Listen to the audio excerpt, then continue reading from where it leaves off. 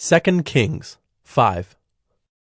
Naaman, commander of the army of the king of Syria, was a great man with his master and in high favor, because by him the Lord had given victory to Syria. He was a mighty man of valor, but he was a leper. Now the Syrians on one of their raids had carried off a little girl from the land of Israel, and she worked in the service of Naaman's wife. She said to her mistress, "Would that my lord were with the prophet who is in Samaria. He would cure him of his leprosy." So Naaman went in and told his lord, Thus and so spoke the girl from the land of Israel. and the king of Syria said, Go now, and I will send a letter to the king of Israel. So he went, taking with him 10 talents of silver, 6,000 shekels of gold, and 10 changes of clothing. And he brought the letter to the king of Israel, which read, When this letter reaches you, know that I have sent to you Naaman my servant, that you may cure him of his leprosy.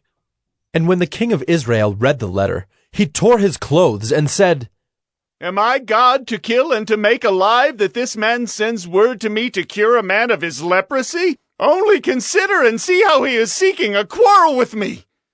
But when Elisha, the man of God, heard that the king of Israel had torn his clothes, he sent to the king, saying, Why have you torn your clothes? Let him come now to me, that he may know that there is a prophet in Israel. So Naaman came with his horses and chariots, and stood at the door of Elisha's house. And Elisha sent a messenger to him, saying, Go and wash in the Jordan 7 times, and your flesh shall be restored, and you shall be clean. But Naaman was angry, and went away, saying, Behold, I thought that he would surely come out to me, and stand and call upon the name of the Lord his God, and wave his hand over the place and cure the leper. Are not Abana and Pharpar, the rivers of Damascus, better than all the waters of Israel? Could I not wash in them and be clean? So he turned and went away in a rage. But his servants came near, and said to him, My father, it is a great word the prophet has spoken to you. Will you not do it? Has he actually said to you, Wash and be clean? So he went down and dipped himself 7 times in the Jordan, according to the word of the man of God. And his flesh was restored like the flesh of a little child, and he was clean. Then he returned to the man of God, he and all his company, and he came and stood before him. And he said, Behold, I know that there is no God in all the earth but in Israel. So accept now a present from your servant. But he said, As the Lord lives before whom I stand, I will receive none. And he urged him to take it, but he refused. Then Naaman said, If not, please let there be given to your servant 2 mules' load of earth. For from now on your servant will not offer burnt offering, or sacrifice to any god but the Lord. In this matter may the Lord pardon your servant.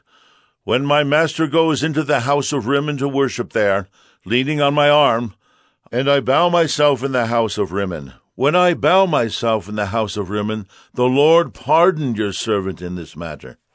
He said to him, Go in peace.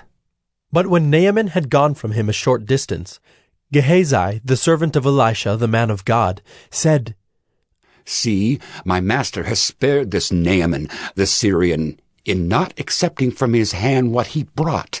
As the Lord lives, I will run after him and get something from him. So Gehazi followed Naaman. And when Naaman saw someone running after him, he got down from the chariot to meet him and said, Is all well?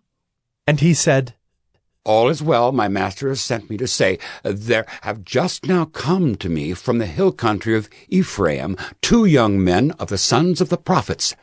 Please give them a talent of silver and 2 changes of clothing. And Naaman said, Be pleased to accept 2 talents. And he urged him, and tied up 2 talents of silver in 2 bags, with 2 changes of clothing, and laid them on 2 of his servants. And they carried them before Gehazi. And when he came to the hill, he took them from their hand, and put them in the house. And he sent the men away, and they departed. He went in, and stood before his master. And Elisha said to him, Where have you been, Gehazi? And he said, Your servant went nowhere. But he said to him, Did not my heart go when the man turned from his chariot to meet you? Was it a time to accept money and garments, olive orchards and vineyards, sheep and oxen, male servants and female servants? Therefore the leprosy of Naaman shall cling to you and to your descendants forever. So he went out from his presence a leper like snow.